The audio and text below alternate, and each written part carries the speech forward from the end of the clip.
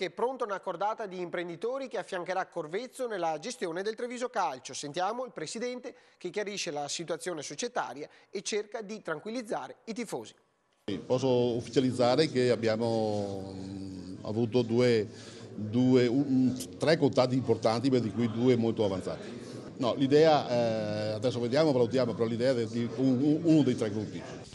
Diciamo che l'ho sempre detto, il progetto del Calcio Treviso va avanti, continua, le garanzie sono quelle che ho detto prima e quindi non ci sono dubbi che la cosa vada avanti tranquillamente. Poi il progetto, quello più corposo, più importante, è proprio quello del futuro e quindi come si diceva e si accennava bisogna allargare assolutamente la compagine societaria proprio perché se le cose devono andare come ci si augura, la fonte economica deve essere tranquilla e garantita che per la prossima stagione è il minimo indispensabile, insomma, ecco. Allora bisogna essere chiari, i problemi ci possono essere, però non abbiamo nessun tipo di problema a dire che i giocatori sono stati pagati, che i contributi sono stati pagati, che il settore giovanile, tra l'altro, che sono tutti allenatori o quasi tutti allenatori volontari, hanno un rimborso spese chilometrico per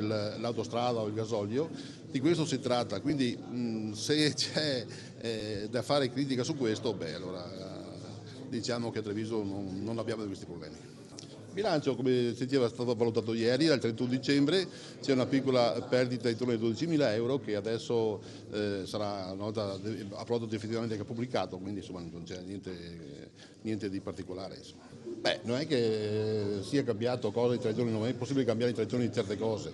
Il messaggio probabilmente che è passato un messaggio magari anche volutamente messo sul tavolo forte per vedere appunto se c'era la possibilità o c'è la volontà da parte di qualcuno di entrare da subito in società. Questo è stato il messaggio che è stato lanciato.